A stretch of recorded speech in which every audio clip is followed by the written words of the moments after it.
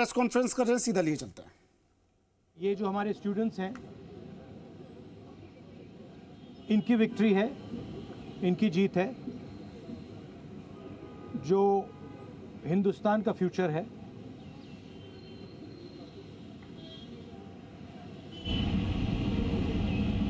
Education system जो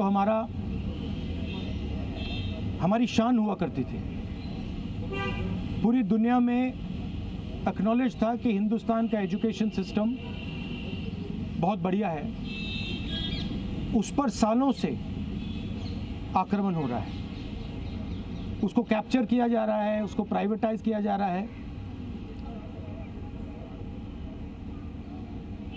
उस पर रिएक्शन था। बेरोजगारी पर रिएक्शन था, और जो हिंदुस्तान का जो आज हालत है, जो सिचुएशन है, उस पर रिएक्शन था। प्रधान एक सिंबल है, करप्शन का सिंबल, एजुकेशन सिस्टम के डिस्ट्रक्शन का सिंबल, इनकॉम्पिटेंस का सिंबल। उसको तो जाना ही था, और अच्छा है कि वो गया। बट अब कॉन्क्रीट स्टेप्स एजुकेशन सिस्टम को बदलने की सरकार को लेने पड़ेंगे। बहुत बड़ा मुद्दा है आरएसएस का जो कैप्चर है हिंदुस्तान के सिस्टम पर, एजुकेशन सिस्टम पर। अगर मोदी जी की गलती है तो उतनी ही गलती आरएसएस की है, क्योंकि दीमक का काम आरएसएस ने किया है। हमारे एजुकेशन सिस्टम को अंदर से खोखला कर दिया है। जो नॉलेज होती है उस पर इन्होंने आक्रमण किया है। तो गहरे स्टेप्स लेने पड़ेंगे। मुझे नहीं लगता है कि ये ले सकते हैं, बट देखते हैं। स्टूडेंट्स की 2 और मांगे थी, उनको नहीं भूलना है। पहली मांग, जिन लोगों ने स्टूडेंट्स पर आक्रमण किया, अटैक किया, मारा, इम्प्लीमेंटर्स एंड ऑर्गेनाइजर्स, दोनों पर कार्रवाई होनी चाहिए, और विजिबल कार्रवाई होनी चाहिए। स्टूडेंट्स को दिखना चाहिए कि ये लोग इस कारण पनिश हुए हैं। और दूसरी बात, जो मेन ऑपरेटर हैं सिस्टम के, नरेंद्र मोदी जी, उनको हिंदुस्तान के स्टूडेंट्स से अपोलोजाइज करना चाहिए। तो ये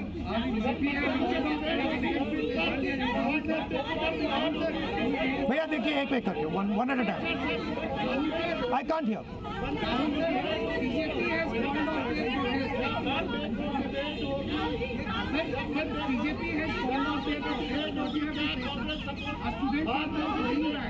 Okay, please, one at a time. I can't answer otherwise. No, I'll tell you. You go ahead. BJP has called off their protest, and the students are now going back. Their 2 demands, sir, as you mentioned, that has been not fulfilled. So, what will be your step in the parliament when parliament commences on Monday? Well, they are also bringing a new bill. The first thing is that we hold Mr. Amit Shah directly responsible for the violence that has taken place against our students. He authorized the shooting of our students.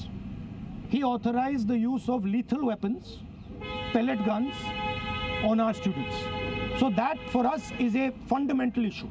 We will not accept our own forces shooting the future of India.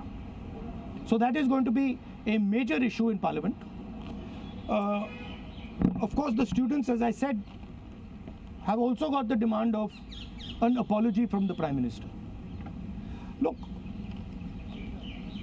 this protest,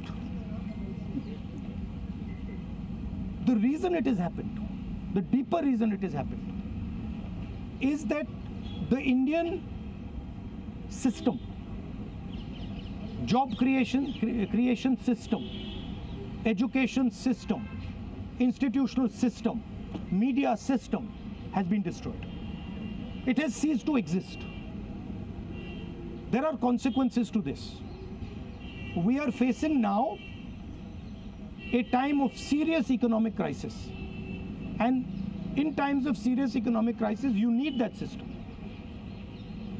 So the government should be aware that what has happened here is just one step in a very deep problem.